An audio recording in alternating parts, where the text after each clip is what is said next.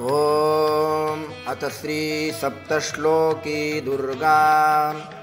ॐ अस्य श्री दुर्गा सप्तश्लोकी स्तोत्रमन्त्रस्य नारायण ऋषिरनुष्टुप् छन्दः।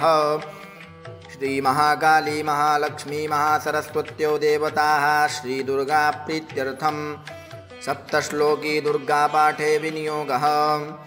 ॐ ज्ञानिनामपि चेतांसि देवी भगवती हि सा बलादाकृष्य मोहाय महामाया प्रयच्छति।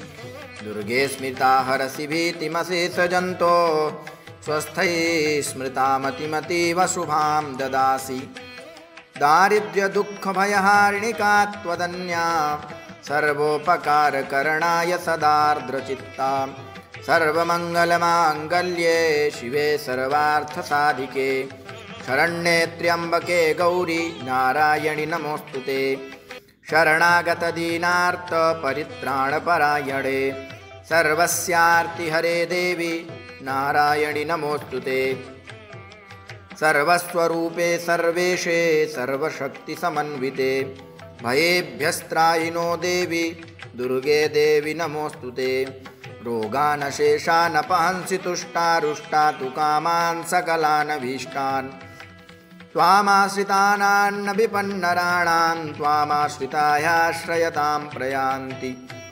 सर्वाबाधाप्रशमनं त्रैलोक्यस्याखिलेश्वरी एवमेव त्वया कार्यम् अस्मद्वैरिविनाशनम् इति श्री सप्तश्लोकी दुर्गा।